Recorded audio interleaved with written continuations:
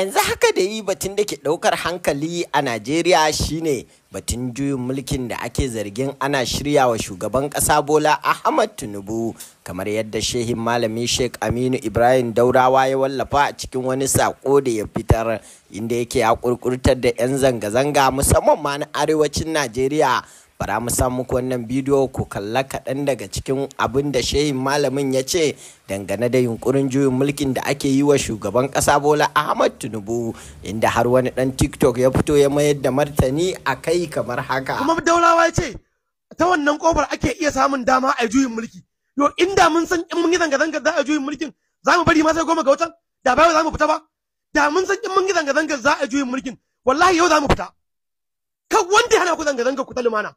Duk malamin da ka zanga-zangar lumana in kana fasa da mambalin ka turo shi ƙasa.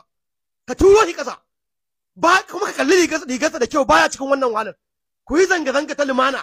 Wata doka ta amince a duk kukan talaka. Kamar yadda kuka ji daga bakin wannan matashi mai suna Abu Salma, wanda ya fitar da waɗansu kalamai da suka haifar da cece-kuce musamman ma a shafukan sada zumunta, musamman ma a kalamansa inda yake cewa a fusgo duk wani malamin addini wanda ya hau kan mumbari yana yunkurin hana 'yan zanga-zanga yin zanga-zanga.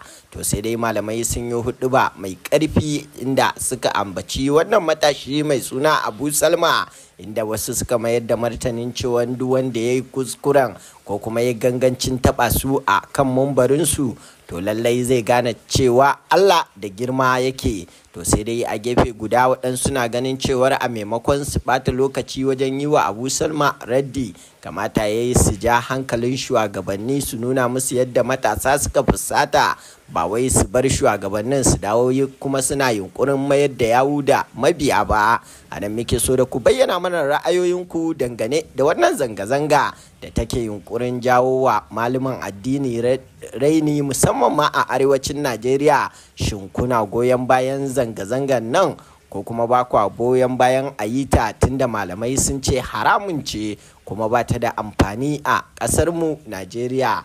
A nan muke addu'ar Ubangiji Allah ka haɗa kawunanmu, ka ba mu shugabanni na gari, ka zaunar da ƙasashenmu lafiya. Amin summa amin.